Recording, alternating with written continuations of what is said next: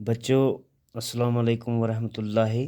آج ہم پڑھنے جا رہے ہیں class 7 subject history chapter number 2 page number 24۔ تو آج کا ہمارا ٹائٹل ہے ایگریکلچر اینڈ ایریگیشن۔ ایگریکلچر ہم کس کو کہتے ہیں اور ایریگیشن کس کو کہتے ہیں؟ سب سے پہلے بات یہ ہے کہ ایگریکلچر ہم کہتے ہیں جو ہم کھیتی باڑی کرتے ہیں، اور ایریگیشن کہتے ہیں جس سے ہم اس کو سیراب کرتے ہیں۔ یعنی کہ ایگریکلچر کو سیراب کرنے کے جو طریقے ہیں وہ کس طرح کے ہیں۔ Many of the achievements of the Cholas were made the possible through a new developments in agriculture. Chola dynasty جو تھی انہوں نے کس طریقے سے اپنے ریجن میں ڈیولپمنٹ لائی ایگریکلچر کو بڑھاوا دینے کے لیے۔ That the river Kaveri branches off into several small channels, جو کیویری دریا ہے، جو ندی ہے، اس کے پانی کو انہوں نے موڑا اور اس کے چھوٹے برانچز بنائے اور چھوٹی چھوٹی نالیاں بنائی، چھوٹے دریا ندیاں بنائی جو سیراب کر دی رہیں ان کو۔ چینلز فرام بیفور امپٹنگ ان بے آف بنگال، جو بے آف بنگال سے نکلتی ہے۔ These channels overflow flooding depositing fertilise soil their banks, جو ان کے جو کھیت تھے اس کو فرٹیلائزر کرنے کے لیے انہوں نے پانی کا استعمال کیا، اور پانی کو انہوں نے تھرو چینلز کے ذریعے سے اس میں ڈالا تاکہ زمین کو فرٹیلائزر کیا جائے۔ Water of the channels also provide the necessary moisture for agriculture particularly the cultivation of rice.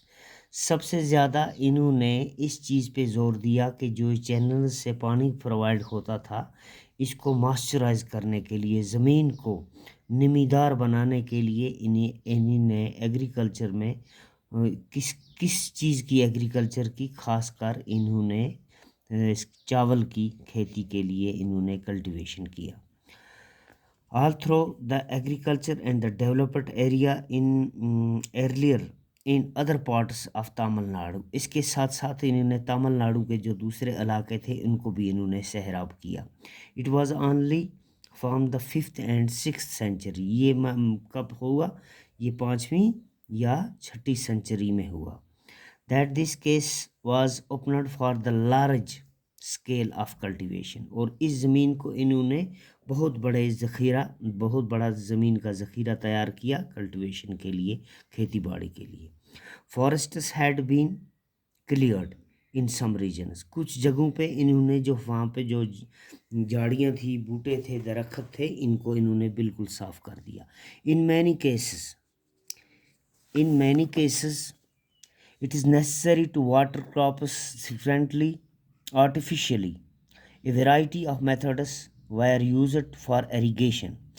کچھ جگہوں پہ انہوں نے اس طریقے سے آرٹیفیشلی میتھڈ اختیار کیا اور پانی کی سیراب کیا کھیتوں کو۔ ان سم ایریاز ویلز وائر ڈگ، اور کچھ جگہوں پہ جہاں پہ انہوں نے پانی کی چینلیں نہیں پہنچی وہاں پہ انہوں نے پانی کے لیے کنویں کھودے۔ In other places, huge tanks were constructed to collect rain water. اور کچھ جگہوں پہ جہاں پہ انہیں پانی نہیں پہنچا تو ان جگہوں پہ انہوں نے بڑے بڑے کھڈے کھود دیے اور تاکہ بارش کا پانی جمع کیا جائے۔ Remember that the irrigation works require planning. ہمیشہ یہ یاد رکھنا چاہیے جب بھی ہم کوئی کلٹیویشن کرتے ہیں یا کوئی بھی کسی چیز کی کھیتی باڑی کرتے ہیں تو اس کے لیے ہمیں پلاننگ کی ضرورت ہوتی ہے کہ کس طریقے سے ہمیں پانی دستیاب ہوگا یا باقی جو چیزیں ہیں وہ کس طرح سے آئیں گی۔